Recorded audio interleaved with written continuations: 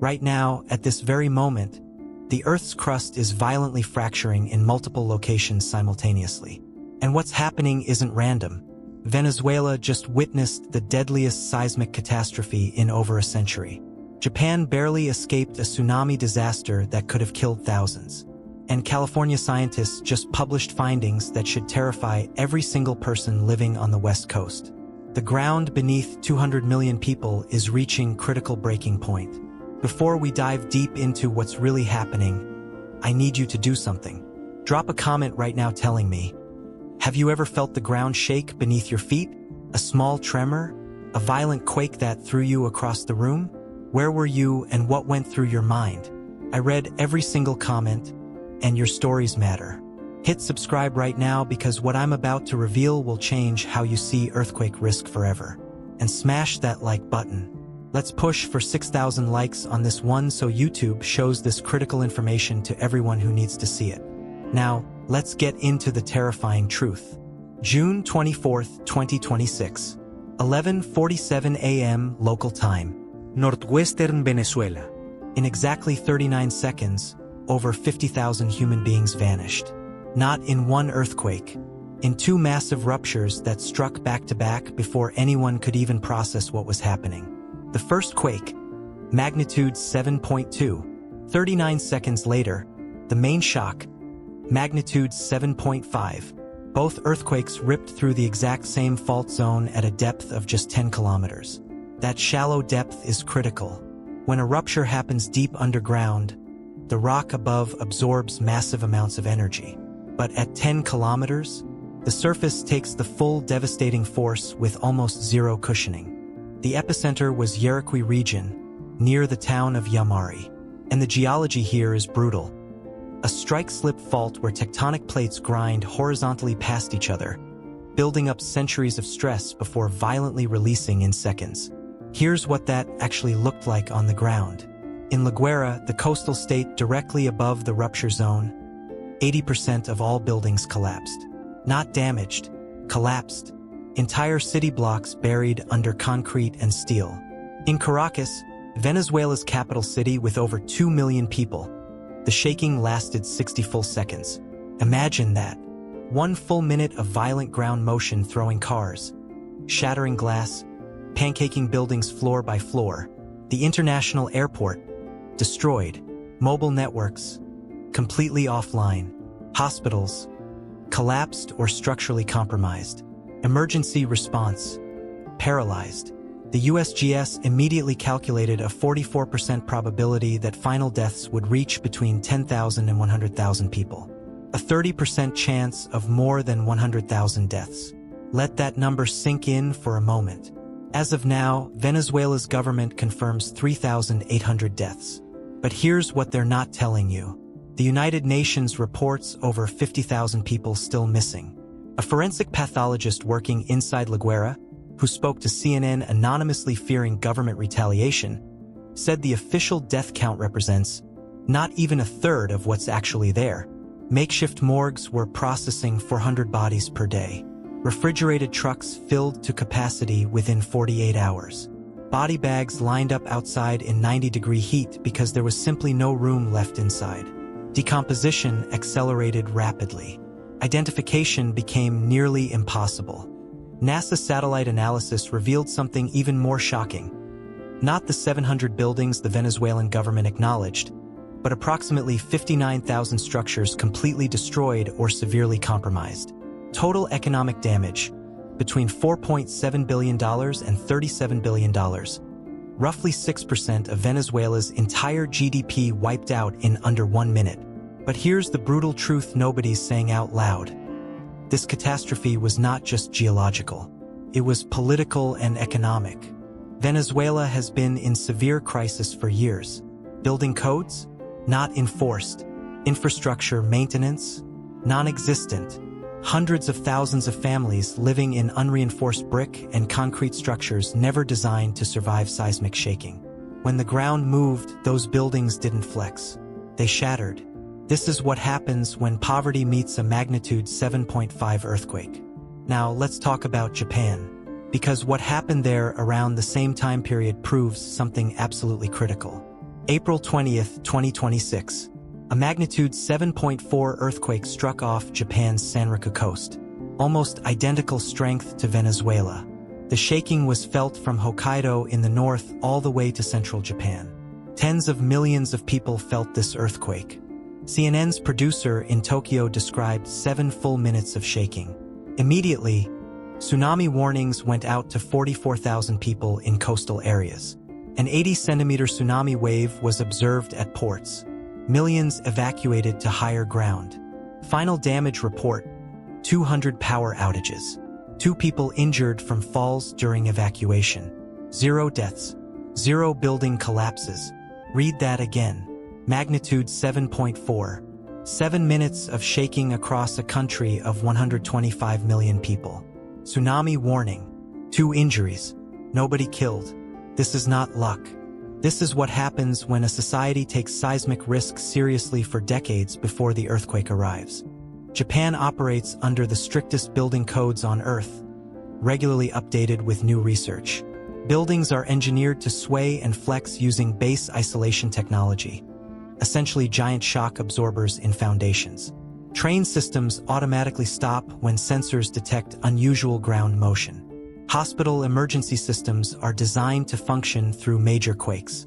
And from elementary school onward, Japanese children drill earthquake response until it becomes muscle memory. After the April quake, Japan issued what's called a megaquake advisory, stating that short-term probability of a magnitude 8+ earthquake had increased to 1%, 10 times higher than normal background rates. Authorities urged 182 towns across 7 prefectures to confirm evacuation routes and identify shelter locations. Not in panic. As routine precaution, Japan sits where 4 tectonic plates converge. It experiences roughly 1,500 felt earthquakes per year, accounting for 20% of all magnitude 6+ earthquakes globally. This country doesn't have earthquakes sometimes. It lives inside constant seismic activity. The lesson is undeniable. Earthquake death tolls are not determined by geology. They're determined by decisions made years before the ground starts shaking. Which brings us to California. And what scientists just discovered is genuinely alarming. June 2026. Dr. Lilian Burkhardt of the University of Bern, Switzerland, published research with a conclusion as straightforward as it is terrifying. The San Andreas fault system in Southern California has reached its highest stress level in the past 1,000 years. Let me explain what that means. Tectonic plates grind against each other constantly, but friction locks them at the surface. The plates keep moving at depth, but the locked section can't slip. Instead of releasing energy through movement, the system stores it as elastic stress, essentially squeezing and bending the Earth's crust. This continues for decades, sometimes centuries. Then suddenly, when accumulated stress exceeds the rock's strength, the fault violently slips. All that stored energy releases at once. The southern San Andreas last ruptured in 1857. The Fort Tejon earthquake, estimated magnitude 7.9. That was 169 years ago. For 169 consecutive years, the Pacific and North American plates have been grinding at roughly 5 centimeters per year without major release. All that motion went into stress in the rock. Dr. Burkhardt's team built a physics-based simulation of 1,000 years of earthquake history. The finding: stress on multiple fault segments is now at or above the highest values observed anywhere in the entire 1,000-year simulation. The system hasn't just approached critical threshold. It's already passed it. But here's the second discovery that makes this exponentially more dangerous. The San Andreas and San Jacinto faults meet at Cajon Pass, roughly 50 miles northeast of downtown Los Angeles. Under certain conditions, an earthquake can jump between faults at this junction, turning a single fault event into a multi-fault rupture. Right now, stress levels on both systems are so elevated that what researchers call the earthquake gate is effectively unlocked. A joint rupture could produce magnitude 7.4 to 7.8, simultaneously threatening Los Angeles, San Bernardino, Riverside County, and Coachella Valley. USGS geologist Kate Scherer stated directly, "Because it's been such a long time since either fault has had a major earthquake, the accumulated stress is enormous. USC seismologist Ahmed El-Banna put it bluntly. It could happen today, tomorrow, in 10 years or 30 years. Geologically, there's no meaningful difference. The consequences: Los Angeles has over 13 million people. Thousands of older apartment buildings built in the 1960s, 70s are highly vulnerable. Gas mains, water pipes, electrical networks all cross active fault traces. A major rupture would likely cause widespread fires from broken gas lines, water system failures crippling firefighting efforts, severed transportation routes, and overwhelmed hospitals exactly when they're most needed. Dr. Burkhardt's message was unambiguous. Plan for joint rupture as realistic possibility, not remote worst-case scenario. The time to act is now, not after the earthquake. When you see Venezuela, Japan, California, plus recent quakes in the Philippines, Papua New Guinea, and Nicaragua, the natural question is Earth more active than normal?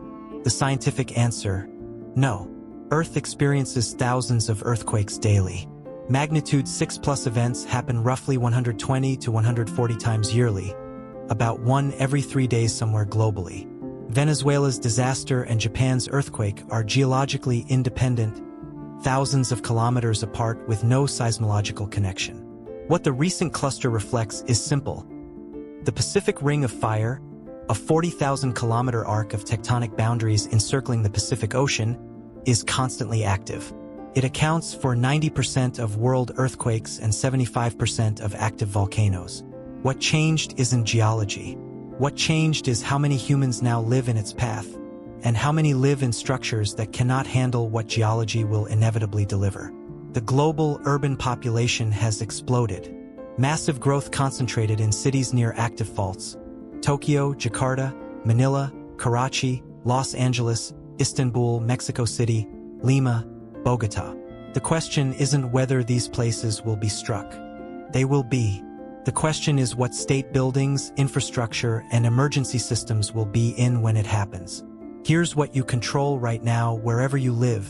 Have 72 hours of emergency supplies: water, food, first aid, flashlights, medications. Know where your gas shutoff valve is. Strap your water heater. Bolt heavy furniture to walls. Have a family communication plan for when networks go down. Know evacuation routes from your neighborhood. These take one afternoon to set up. In a major earthquake, they're the difference between survival and catastrophe. Venezuela showed what happens when inadequate infrastructure meets magnitude 7.5. Japan showed what preparation over decades achieves. California is the biggest open question, sitting at stress levels not seen in 1,000 years. We'll keep tracking everything as it develops. Subscribe so you don't miss updates. Leave that comment. Have you been in an earthquake? Where and what did it feel like? Let's hit 6,000 likes. See you in the next one.